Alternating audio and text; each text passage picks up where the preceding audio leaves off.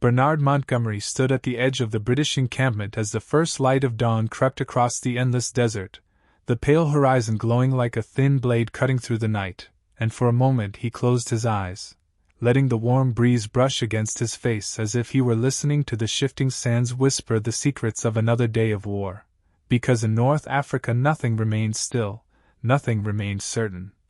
And every grain of sand carried the scent of fuel, sweat, fire, and the ghosts of men lost in battles fought under a sun that punished both sides equally. Yet Montgomery did not fear this landscape the way others did. He understood it, respected it, studied it like a living organism whose moods and rhythms could be used as weapons, and as the British soldiers moved around him, checking vehicles, polishing gun barrels, preparing rations, he felt the weight of a truth that few grasped. Today would not be won by armor or artillery alone, but by the mind. That grasped the desert's pulse better than its enemy, and as he stepped forward, boots crunching softly over the sand, he looked toward the west where the Afrika Korps lay hidden beyond dunes and ridges, their tanks waiting, engines cooled, their commander, Field Marshal Erwin Rommel, the Desert Fox, already awake, already analyzing, already plotting his next stroke with the precision of a master chess player. And Montgomery knew Rommel was the kind of opponent who struck fast, vanished faster, and left chaos in his wake. But that was precisely why Montgomery had been sent here, not to chase Rommel, not to outspeed him, but to break the rhythm of his war entirely. Montgomery studied every German movement over the past weeks, memorizing the strange elegance with which Rommel orchestrated attacks, how he used deception like a blade, how he let the desert swallow his forces only to unleash them in a sudden whirlwind of mechanized fury. And in the quiet before sunrise Montgomery whispered to himself the simple truth that defined his strategy. Speed is his weapon. Predictability will be mine. Predictability, a word most commanders feared, a trait no general wanted, but to Montgomery it was the anchor of a new kind of warfare, one that would deny Rommel the chaos he needed to thrive, because if Rommel was the fox darting through shadows, Montgomery would become the shadow itself, immovable, inevitable, always where Rommel expected to strike, yet never where he could land a decisive blow. And as British reconnaissance vehicles rumbled back into camp with dust trailing behind them, the reports were the same: German fuel convoys spotted moving through narrow passes, panzer columns adjusting positions near Alamein, artillery arranging in the distance like quiet thunder waiting to roar. But it was the final message that made Montgomery's jaw tighten, not with fear, but with confirmation. Rommel was preparing another lightning attack, hoping to break through the British line before Montgomery could fully establish his new defensive grid, and it was here, under this rising desert sun, that the silent duel between two of history's greatest battlefield minds sharpened into its deadliest phase. Montgomery walked toward his command tent, soldiers stepping aside with crisp salutes, and inside the tent maps sprawled across tables, marked with colored lines and tiny unit tags that represented thousands of lives, and as he stood over them, arms crossed behind his back, his mind began to weave the invisible net that would trap Rommel, not by force but by inevitability. He had planned defensive layers thick enough to absorb the shock of the German assault, artillery arranged to draw in the panzers like moths toward flame, anti-tank guns strategically positioned to create kill zones, and reserves hidden just far enough to strike when Rommel committed too deeply, and Montgomery felt a calm certainty filling him, the certainty that when Rommel came, he would find the British army standing like an iron wall. Meanwhile, far across the desert, Rommel himself studied the battlefield through field glasses, the morning sun glinting off their lenses as he observed dust plumes from British patrols, and he could not shake the feeling that something had changed within the enemy ranks. They were no longer scattering like frightened prey, no longer reacting with desperation but with calculated patience, and Rommel cursed under his breath, wondering what new commander London had sent to replace the indecisive leadership he had grown accustomed to outmaneuvering. Yet he knew instinctively that whoever this new leader was, he was not here to play the same losing game, and when a German adjutant approached with fresh intelligence reports, Rommel's suspicions deepened. British forces were consolidating with unusual discipline, supply lines were reorganized, defensive layers had thickened overnight. It was as if the British had shed their old skin and emerged as something dangerous. Back in the British camp, Montgomery's officers gathered around him as he briefed them with a clarity that cut through the tension like a blade, his voice calm yet firm, explaining how Rommel's habits, his favored angles of attack, and his reliance on rapid maneuvers would become the very tools Montgomery used against him, because Rommel, brilliant as he was, had become predictable to Montgomery's analytical mind. And as the officers nodded, absorbing the commander's confidence, they began to understand why German intelligence had already started whispering about this new British leader. Hitler himself had demanded reports, asking how one man had suddenly turned the stagnant British forces into a disciplined and unshakable opponent, and though they did not yet know his name, they feared the effect of his presence, for every movement they made was now met with resistance prepared hours before they arrived. And every strike met with counter-strikes too perfectly timed to be coincidence. As the sun climbed higher, turning the desert into a shimmering furnace, Montgomery stepped outside again, his eyes scanning the horizon as British soldiers prepared for the inevitable clash, and he could feel the pulse of war drawing closer, the invisible tension stretching across the sands until the first shots would break it, and in that moment Montgomery felt no fear, only clarity. He would not fight Rommel on Rommel's terms. He would force Rommel to fight on his. The British soldiers sensed this change in the air too. Whispers spread across the ranks, stories of their new commander who walked with calm certainty, who spoke plainly yet inspired confidence, who studied the enemy with a precision that bordered on eerie, and many began calling him the man who can stop the fox, though none understood yet how deeply Rommel himself felt the shifting momentum. Hours passed, the wind carried dust storms across the flats, and German scouts crept forward in the distance like silent predators seeking weakness. But everywhere they looked, British lines held firm, silent, waiting, and Rommel, watching through his field glasses, felt a rare flicker of unease, the same feeling he had only ever experienced before fighting generals like Patton or tacticians like Zhukov, and though he would never admit it. He felt as if someone was watching him back, someone who knew his thoughts before he acted on them, and he muttered under his breath, "Whoever commands them now, he understands me." And thus, as the sun reached its zenith and the desert shimmered with the heat of approaching battle, the two commanders, Montgomery, the immovable strategist, and Rommel, the elusive fox, stood poised on opposite ends of an arena carved by sand and fire, ready to begin a duel that would shape the fate of North Africa, a duel where one man relied on speed and instinct, and the other on foresight and discipline. And in the silent space between their armies, the desert itself seemed to hold its breath, waiting to see which mind would bend it to their will first as the long war for the soul of North Africa prepared to ignite once again. The desert heat intensified as the sun climbed higher, turning every grain of sand into a shimmering reflection of blazing light, and as midday approached, Montgomery stood once again before the vast map laid across his command table, tracing his finger along the ridges and wadis that would become the graves of German tanks by tomorrow if Rommel dared to advance, and he thought back to every report he had read about Rommel's tactics. How the desert fox always struck at the flanks, how he preferred to engage quickly and retreat before counterattacks could materialize, how he used feints and dust screens to mask his true intentions. But Montgomery was not interested in chasing tricks, he was interested in halting them permanently, and that meant building a defense so layered, so mathematically constructed, that Rommel's signature maneuvers would collapse upon contact, and with every hour that ticked by, British engineers hammered anti-tank obstacles into the hard desert ground, laid minefields stretching miles long, reinforced artillery lines, and positioned armor exactly where Rommel least expected it, not in the open plains he favored, but behind ridges and concealed positions that would reveal themselves only when the panzers fell into the trap.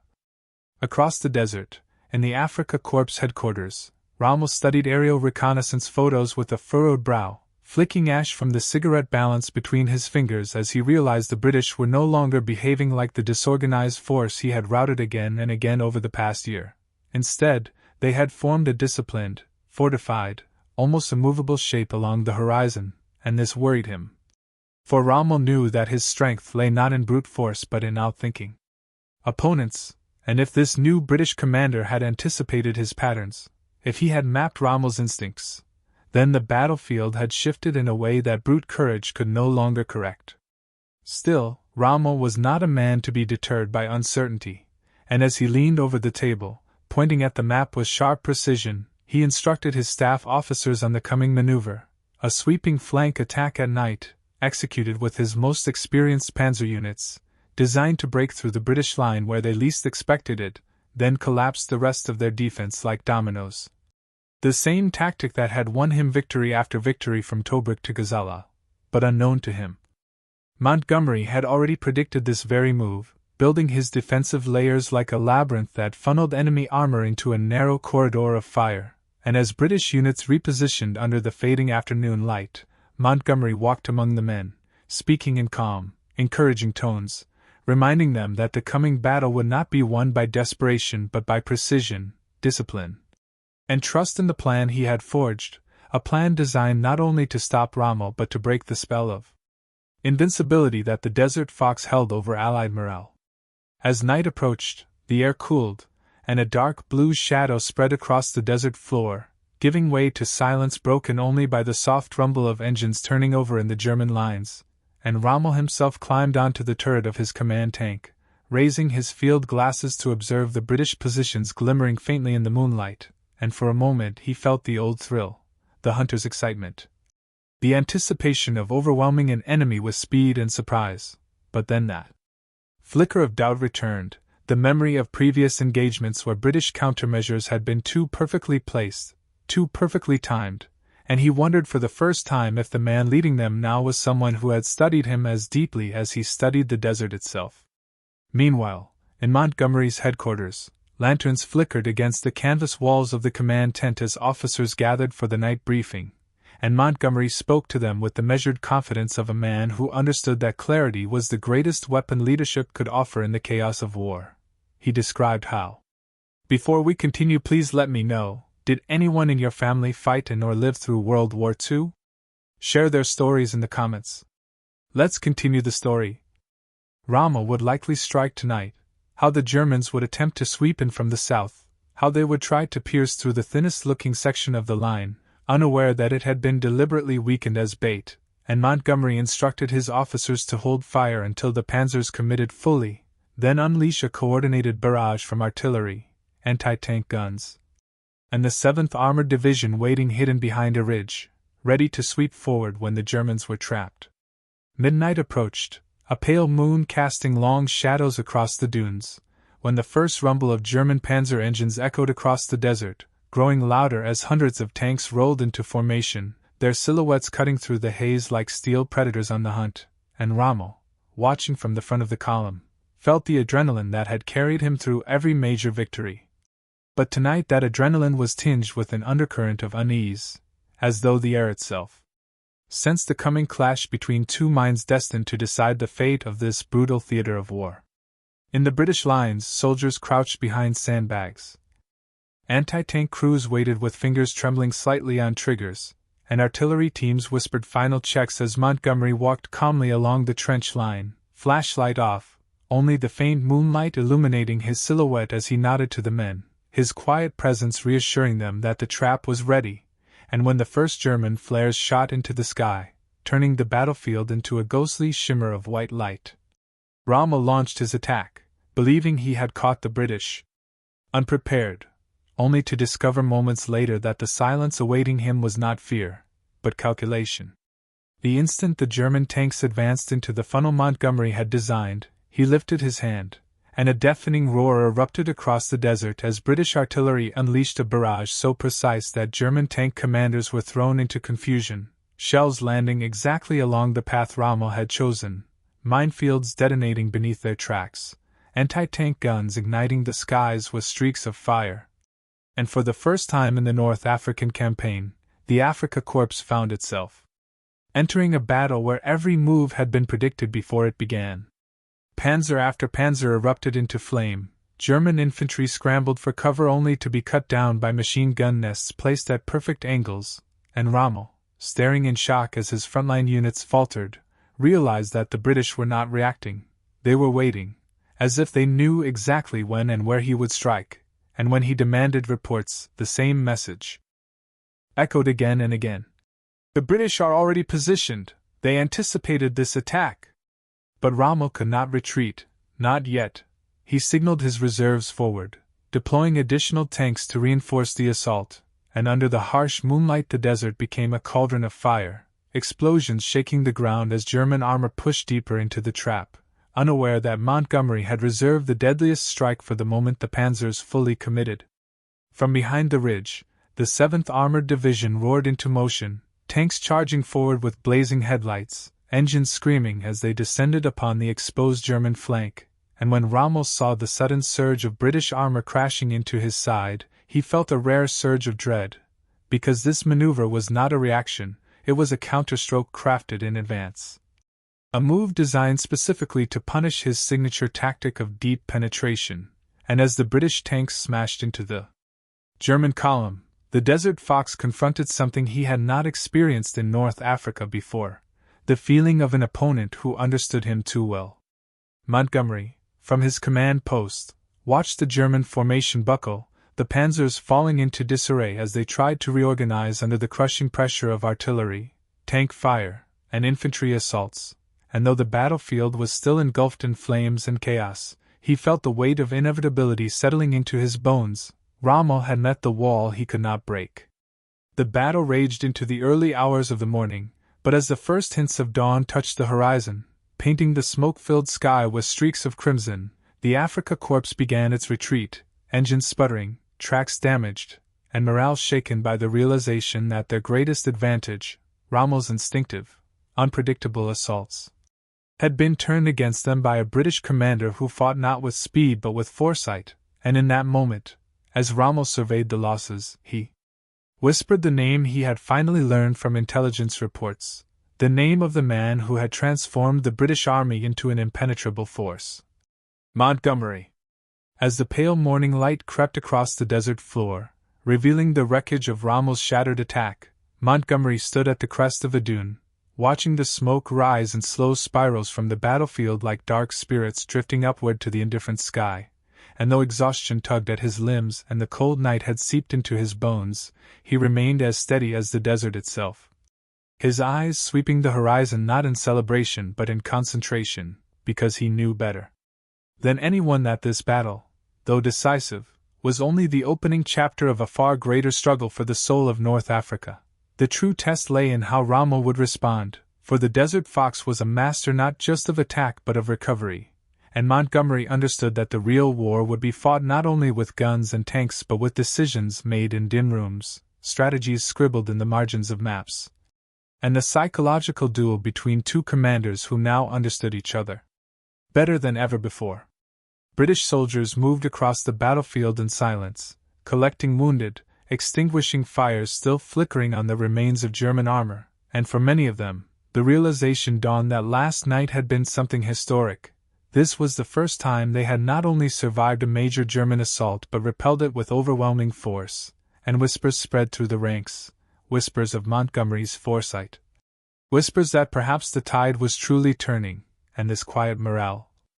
like an ember glowing beneath the ashes, began to strengthen the backbone of the entire British 8th Army. In Rommel's camp, however, the mood was far darker. The Desert Fox sat in his field headquarters, maps scattered before him, his uniform covered in dust and smoke from the battlefield, and though his eyes still burned with the fierce intelligence that had earned him his reputation, there was a heaviness in his expression that his staff had never seen before, a mixture of frustration, exhaustion, and something dangerously close to fear, for Rommel had realized that the British commander he now faced did not fall for feints, did not crumble under pressure, and did not allow himself to be drawn into the kind of chaotic engagements that Rommel excelled at. Instead, Montgomery controlled the pace of battle with calculated precision, forcing Rommel into predictable paths, turning his strengths into liabilities, and that was a tactical shock to a man who had spent his career outsmarting opponents with ease. Rommel traced his fingers along the edge of the map, studying the British defensive grid, and his frustration deepened as he recognized the deliberate structure of it. This was not improvisation, not desperation, but a carefully designed system built specifically to choke off the maneuver warfare that the Afrika Korps depended on, and when reports came in of fuel shortages worsening, ammunition running dangerously low, and the Luftwaffe unable to provide adequate air support due to Allied air superiority. The Desert Fox felt the tightening grip of a reality he despised. The strategic situation was slipping beyond his control. Meanwhile, Montgomery gathered his senior officers for a morning briefing, the tent filled with the faint smell of coffee and dust, and as he spoke, he outlined the next phase of his plan with the same clarity that had guided the battle the night before. He would not allow Rommel time to reorganize, would not allow him to regain initiative, and instead would launch a series of controlled offensives designed to push the Germans back toward Alamein, where the desert narrowed and offered no room for Rommel's sweeping maneuvers, effectively trapping the Afrika Korps between the ruthless desert and the relentless British advance. Throughout the day, British reconnaissance aircraft soared overhead, capturing images of German supply lines stretching thin across the vast sands, Italian divisions struggling with morale and coordination, and panzer units repositioning with decreasing efficiency, their mobility hindered by dwindling fuel reserves, and each report Montgomery received reinforced the truth he had known from the start. This was not just a battle of men but a battle of logistics, and the side with the stronger supply lines, the deeper reserves, and the more disciplined structure would inevitably prevail. Across the desert, Rommel paced inside his bunker, shadows flickering across the walls as a sandstorm gathered outside, and he knew that if he was to continue the fight, he needed reinforcements, fuel, and ammunition, supplies that were increasingly difficult to obtain as Allied naval and air forces tightened their grip over the Mediterranean, sinking convoys before they could reach the North African coast.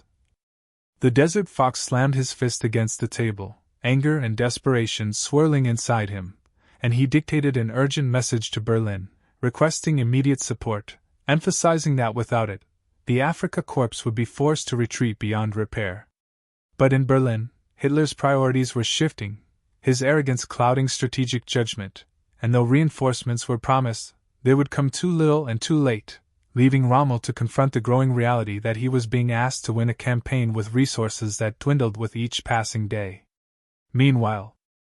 Montgomery visited the frontline positions himself, walking calmly among the men, checking artillery placements, inspecting tank formations, exchanging brief words that carried the weight of confidence and discipline. He knew that his presence alone strengthened the morale of his troops, for they saw in him not a distant, unreachable figure but a commander who understood their struggles, who studied the enemy with almost supernatural clarity, and who carried himself with a calm that seeped into the hearts of everyone who served under him. The desert winds began to shift as afternoon approached, carrying with them the distant rumble of German engines as Rommel repositioned his forces, preparing for what he hoped would be a defensive stand until reinforcements arrived. He positioned his remaining panzers along the high ridges, placed anti-tank guns in concealed nests, and used the natural formations of the desert to create choke points, and as he surveyed the layout, he could not help but feel a grudging admiration for Montgomery's patience. This British commander did not rush into traps, did not reveal his intentions prematurely, and Rommel knew that any offensive Montgomery launched would be deliberate, precise, and deadly. In London, news of the British success in halting Rommel's advance began to spread, newspapers publishing cautious but optimistic headlines, and Prime Minister Churchill, upon hearing the reports, remarked to his staff with quiet satisfaction, "At last, we have a man in the desert," a statement that reflected the growing belief that Montgomery was the commander Britain had long needed, one capable not only of defending against the Desert Fox but defeating him. As night fell once more across the scorched landscape, Rommel sat outside his command vehicle, gazing toward the distant British lines, the stars above shimmering like cold diamonds scattered across the vast expanse of the desert sky, and he felt the weight of uncertainty pressing against his chest, because for the first time in the North African campaign, he was not sure what the next day would bring, nor whether he would have the supplies needed to withstand Montgomery's inevitable offensive. He thought of his men, exhausted but loyal, of the long months they had fought under the brutal sun, and he wondered how many more battles they could endure before the desert claimed them entirely. Montgomery, meanwhile, returned to his tent, the lantern casting a soft glow across the maps laid before him, and as he studied them once more, He felt the same unwavering clarity that had guided him since the moment he arrived in North Africa. Rommel was a brilliant adversary, one worthy of every ounce of strategy and discipline he could muster, but brilliance was no match for inevitability. And Montgomery understood that he was constructing not just a battle plan but a path that would lead inexorably to El Alamein, a battlefield where the desert narrowed, where Rommel's mobility would be strangled, and where the weight of British firepower and logistics would crush the Afrika Korps. And so, as both commanders prepared for the next phase of their duel, the Desert Fox struggling against time and supply, Montgomery tightening his grip with methodical precision, the desert itself seemed to hold its breath once again, knowing that the storm to come would decide not just the fate of North Africa but the future of the entire war. As two of the greatest military minds in history prepared for the clash that would define their legacies forever. As dawn broke over the desert once again, painting the sands with soft hues of amber and gold, Montgomery stood quietly beside his command vehicle, hands folded behind his back, his eyes trained on the faint silhouette of distant ridges where the Afrika Korps had withdrawn during the night, and though the battlefield seemed momentarily calm, he felt the unmistakable tension simmering beneath the silence. That electric stillness that always preceded a pivotal moment in war, for Montgomery knew. Rommel was not a commander who accepted defeat passively. The Desert Fox would regroup, reposition, and prepare to counterstrike with whatever strength remained at his disposal, and Montgomery intended to move faster than Rommel could recover. As the British officers gathered around him with updated intelligence reports, Montgomery's calm voice cut through the early morning chill as he explained that the time for defensive operations had passed. Now was the moment to begin the calculated push that would drive Rommel back toward the narrow spine of land around El Alamein, a region where the desert transformed into a natural choke point, denying the Afrika Korps their greatest weapon, movement.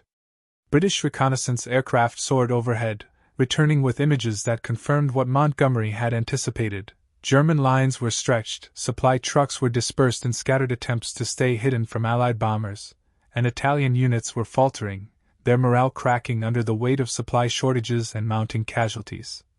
And Montgomery knew that every logistical crack in the Axis lines was an opportunity waiting to be exploited.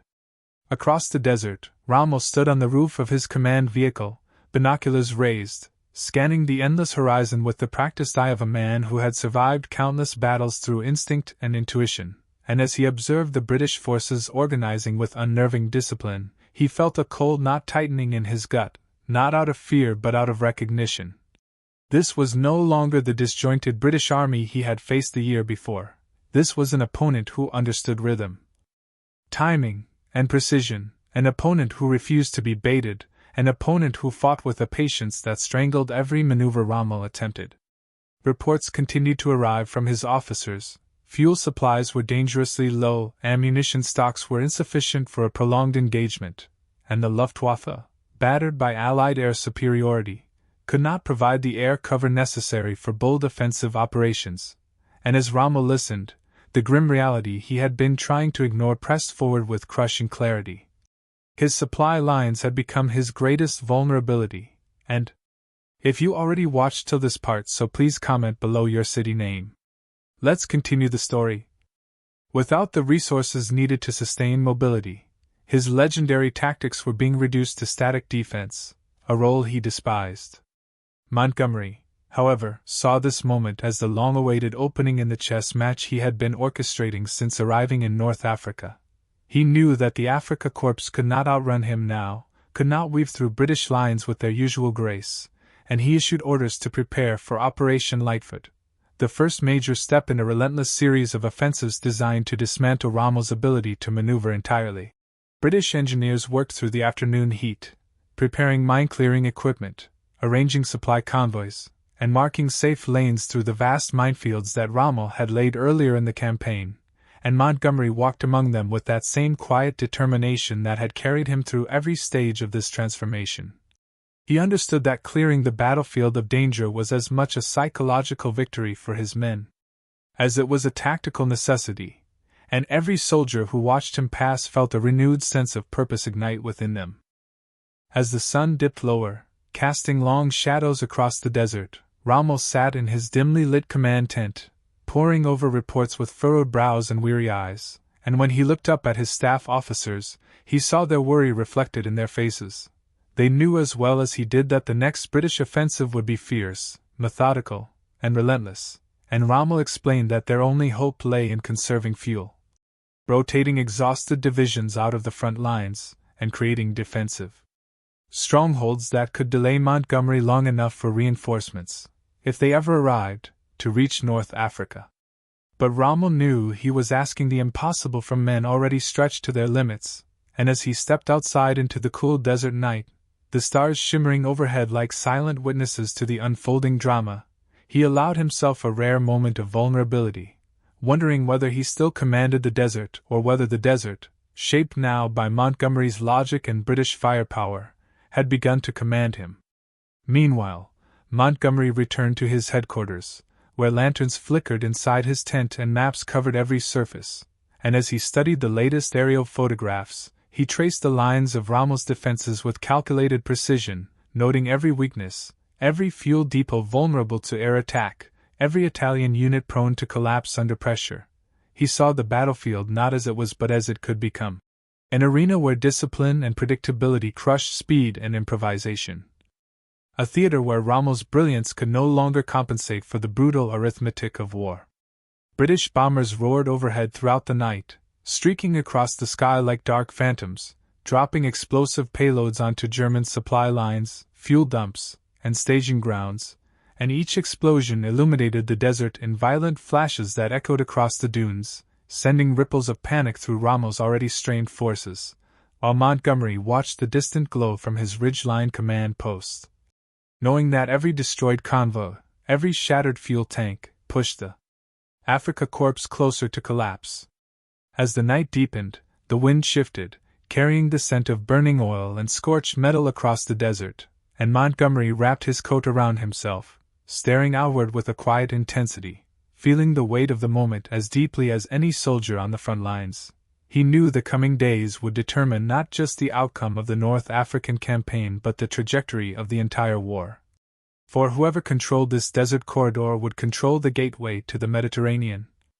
the Middle East, and the vast resources that lay beyond.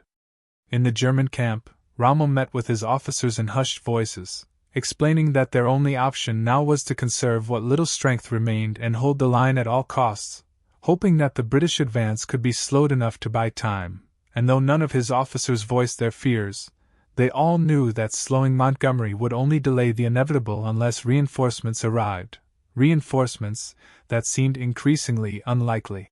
As dawn approached once again, painting the desert in soft hues of blue and pink, Montgomery rose from his brief rest, strapped on his field gear, and stepped into the cool morning air, where thousands of British soldiers were already preparing their equipment, their faces set with determination, and Montgomery knew the moment had come to carry out the next phase of his plan. An offensive that would push Rommel to the breaking point, and carve Montgomery's name into the very history of the desert.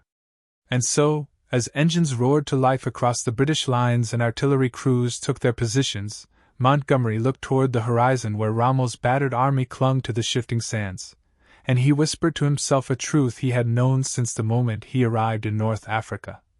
This ends at El Alamein. As the sun rose over the desert once more, casting long, sharp beams of gold across the dunes, Montgomery stood before his assembled officers and outlined the next stage of the unfolding campaign. The deliberate push that would force Rommel to retreat into the bottleneck of El Alamein, the place where the desert narrowed into a corridor flanked by impassable salt marshes and unforgiving cliffs, where maneuver warfare died and sheer firepower reigned, and as he spoke, his voice calm but filled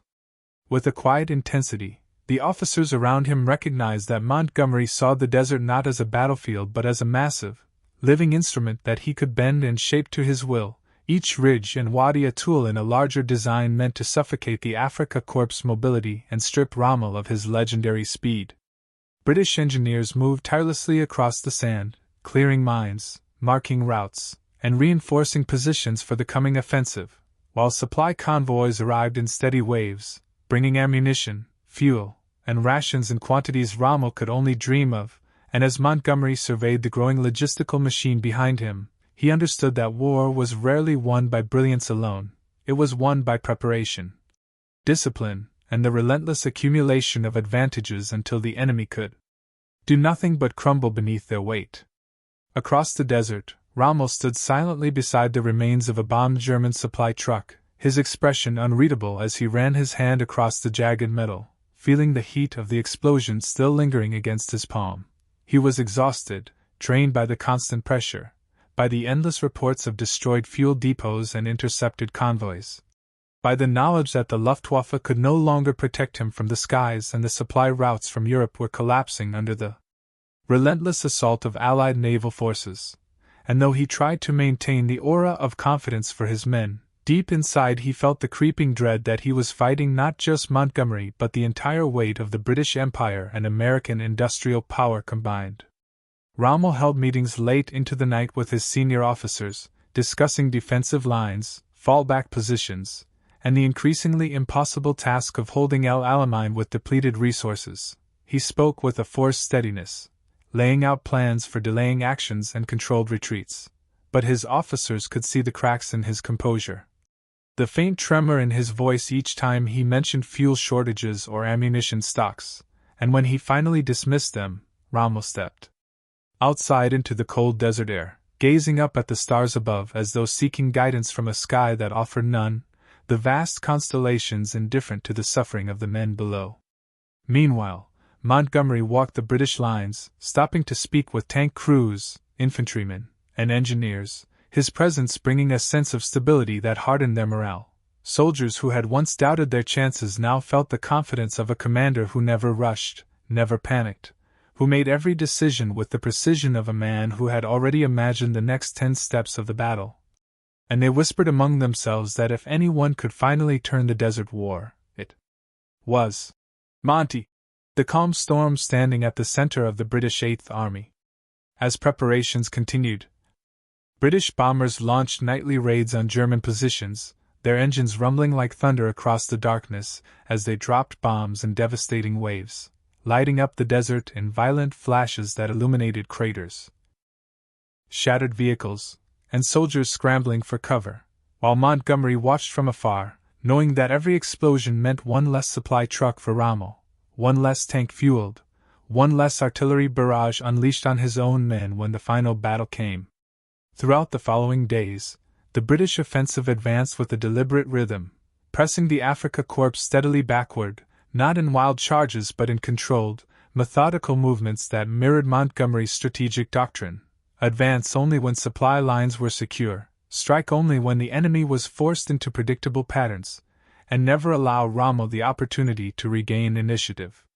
German units fell back toward El Alamein, abandoning positions they could no longer hold, fighting fierce rearguard actions but sacrificing more equipment than they could replace, and Rommel, observing these retreats from his command vehicle, clenched his jaw as the reality sank deeper with each passing hour. His army was being squeezed, not through speed or overwhelming force, but through a slow, strangling pressure that drained strength from the Afrika Korps with every mile lost. Montgomery, for his part, pushed forward with calculated patience, ordering artillery to maintain constant fire on retreating German columns, instructing armored units to pressure the flanks without overextending, and emphasizing again and again that this was a war of endurance, not impulse. He knew Rommel was desperate for a breakthrough opportunity, a chance to counterstrike with whatever panzers remained operational. And Montgomery's greatest fear was not the Germans he could see but the trap Rommel might still be capable of setting if the British advanced too quickly. But Rommel's capacity for bold action had been severely diminished. His tanks sputtered from lack of fuel, his men were exhausted from days without proper rest or supplies, and the Italian divisions supporting him were collapsing under strain, their inexperienced officers unable to maintain cohesion under Montgomery's relentless pressure. Rommel spent long hours writing messages to Berlin, pleading for reinforcements, for fuel shipments, for air support, but the answers that came were vague promises, bureaucratic delays, and orders that made little sense from commanders far removed from the desert's crushing reality, and Rommel felt a bitter frustration boil inside him, not at the Afrika Korps, not even at Montgomery, but at the distant leadership that no longer understood what the war in North Africa had become, a slow, grinding attrition where mobility, the very heart of Rommel's strategy, had been crippled beyond salvation. As the Afrika Korps fell back into the narrowing confines of the Alamein corridor, Montgomery's plan began to take on its final shape. He envisioned a battlefield where Rommel could no longer dance through the dunes, no longer execute sweeping flanking maneuvers or lightning raids, but would instead be forced into a static defense against the full weight of the British Eighth Army, and Montgomery knew that in such a setting,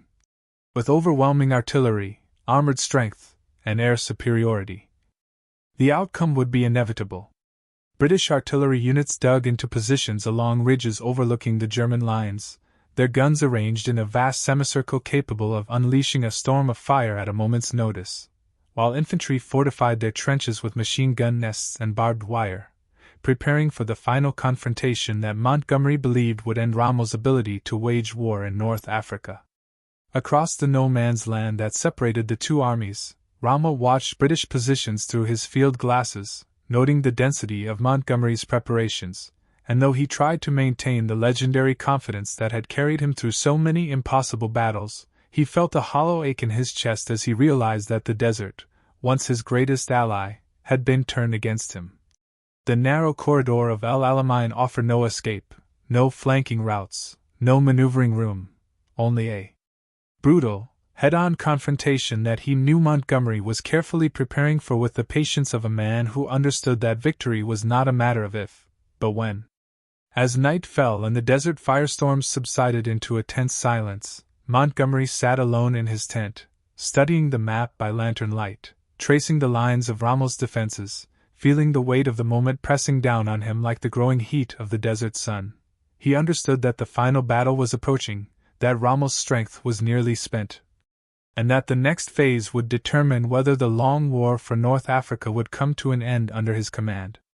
Rommel, in his own 10 miles away, sat in silence as well, the faint glow of a lantern illuminating the exhaustion etched into his features, and though his staff urged him to rest, he remained awake, staring at the map that had once represented opportunity, now reduced to a trap closing in on him, and with a heavy breath he acknowledged the truth he had long resisted. Montgomery had become the immovable wall he could not break. The commander whose foresight suffocated every maneuver, the strategist who understood him too deeply. And as the desert wind whispered through the campfires of both armies, carrying with it the scent of sand, sweat, and destiny, the stage was set for the confrontation that would define not only the North African campaign but the legacies of both commanders. The night when the desert fox would face the one hunter he could not outrun. As the final night before the decisive battle settled over the desert, an eerie calm swept through the camps of both armies, the vast North African sands lying still under a dome of stars so brilliant they seemed almost unreal, shimmering like fragments of a broken sky scattered across the darkness, and Montgomery stood alone on a ridge, the cold desert wind brushing against his face as he gazed toward the faint glow of the German encampment in the distance, where tiny flickers of campfires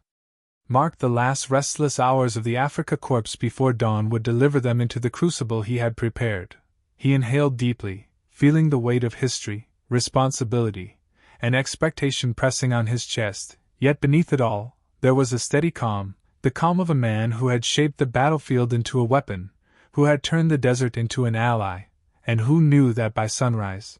the inevitable reckoning between his methodical discipline and Rommel's desperate improvisation would begin. In the German camp, Rommel limped slightly as he walked between the rows of exhausted soldiers, many of whom lay on thin blankets staring up at the sky, wondering if this would be their last night alive. He stopped to speak with officers, checking on defensive lines, personally inspecting the remaining panzers, many battered, some barely functioning. And each time he laid a hand on the steel hull of a tank or the shoulder of a weary soldier, he felt a painful swell of loyalty and regret, because he knew they deserved better than what the dwindling German supply machine could offer. Rommel's mind raced as he returned to his tent, the lantern inside casting long shadows across the map strewn with grease pencil markings and pins pushed deep into the canvas, symbols of battles fought, maneuvers executed, and now, defenses hastily formed under the crushing pressure of a foe who refused to surrender momentum. He lowered himself onto a folding chair. staring at the map until the lines blurred, and for the first time in the campaign, he allowed himself to whisper the truth he had never spoken aloud. "We cannot win this." Yet even in that admission, his resolve hardened, for Rommel had always believed that if victory slipped beyond reach, then honor demanded he fight until every possible ounce of resistance had been given, and so he composed himself, straightened his posture, and began issuing final instructions for the coming battle, ensuring that his remaining forces would not collapse without inflicting maximum damage. If they were to fall, they would do so like lions. Meanwhile, Montgomery convened his officers in a dimly lit tent where the atmosphere crackled with anticipation, and as he stood before them, hands behind his back, he spoke with the calm authority that had come to define him, explaining that the artillery bombardment would begin just before sunrise, a thunderous prelude designed to shake the German defensive line and mask the movement of the infantry behind it. He reviewed the timing of armored thrusts, the placement of mine-clearing engineers, the role of each division in the battle plan, and though his voice never rose, every officer present felt the magnitude of the moment. This was not merely another engagement, but the final blow meant to crack Rommel's hold over North Africa and usher in the turning of the tide. As the hours crawled forward, Montgomery walked the front one last time, greeting soldiers preparing for the assault, offering nods and words of encouragement, projecting confidence even though he knew the coming hours would be brutal, and as he returned to his observation post, he paused, looking out at the faint line of the German defenses across the desert, and whispered quietly to himself, "This is where it ends." The first hint of dawn began to brighten the horizon, and in Rommel's camp, soldiers stirred as officers shouted final commands, engines sputtered to life, and artillery crews scrambled to their firing positions. Rommel stepped into his command vehicle, gripping the edge of the hatch tightly, his face pale but resolute, his eyes glinting with a mixture of determination and sorrow, for he knew this battle was not about victory anymore. It was about survival, about dignity, about showing the world that the Afrika Korps could still fight with discipline and honor even as fate turned against them.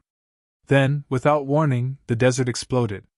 British artillery unleashed a barrage so immense the very ground trembled, shells screaming overhead like fire-tipped arrows before erupting across the German lines in a frenzy of light and thunder that shattered the stillness of dawn. Dust plumes rose in thick clouds, obscuring the sun, while German soldiers dove for cover, some scrambling into trenches, others firing blindly through the haze, their defenses buckling under the sheer weight of the bombardment. Montgomery watched the bombardment unfold with steady focus, his binoculars pressed to his eyes as he tracked the timing of explosions and issued subtle adjustments to the fire pattern, ensuring that every shell landed according to design. He was not just unleashing destruction, he was sculpting the battlefield, preparing the perfect conditions for the armored and infantry advance that would follow.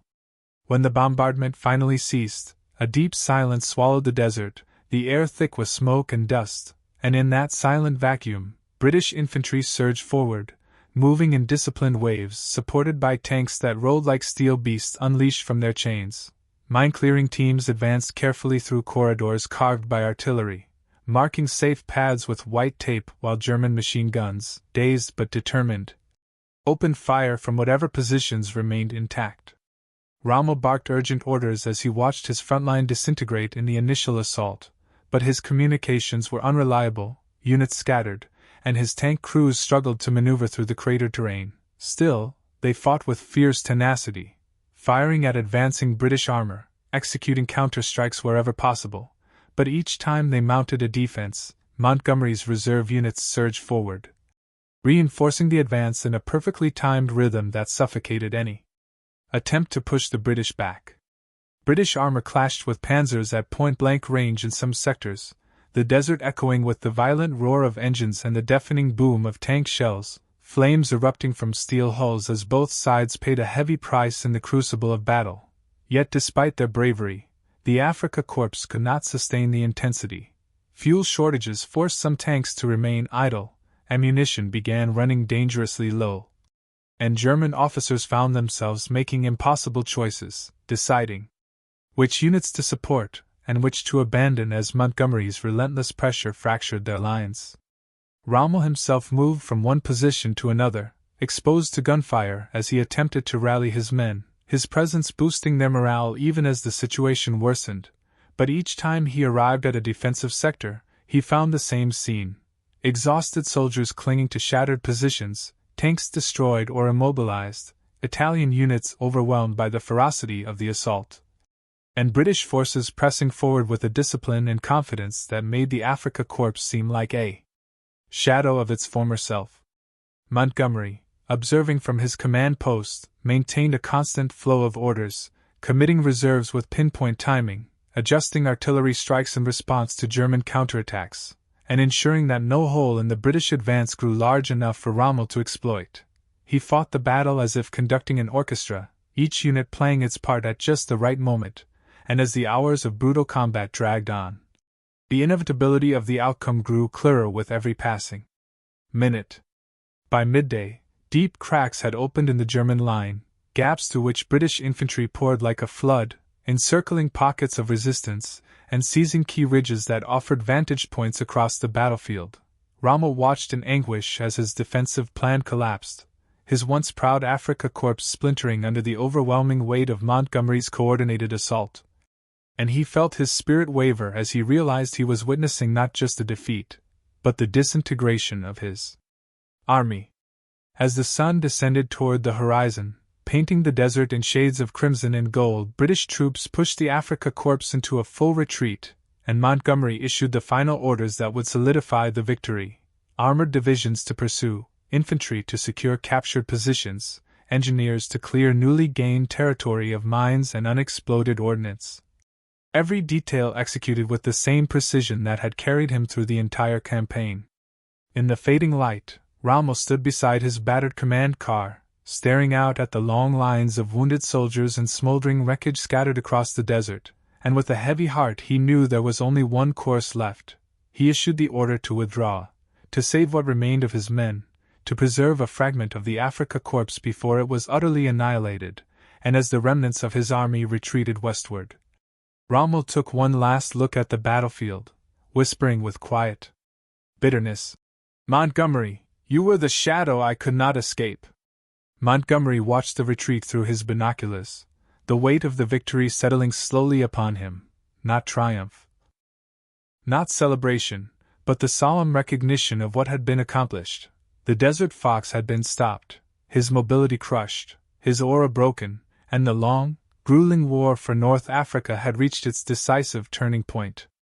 And as the desert wind swept across the battlefield, carrying with it the echoes of gunfire and the smoke of burning steel, Montgomery stood still, boots planted firmly in the sand, knowing that history would remember this day as the moment when one commander's discipline overcame another commander's brilliance, when the desert itself bowed to strategy, and when the legend of Rommel met the immovable will of Bernard Montgomery. Two giants whose duel had shaped the fate of a continent. If you found this story compelling, please take a moment to like this video. It helps us share more forgotten stories from the Second World War. Subscribe to stay connected with these untold histories. Each one matters. Each one deserves to be remembered, and we would love to hear from you. Leave a comment below telling us where you are watching from. Our community spans from Texas to Tasmania, from veterans to history enthusiasts. You are part of something special here. Thank you for watching, and thank you for keeping these stories alive.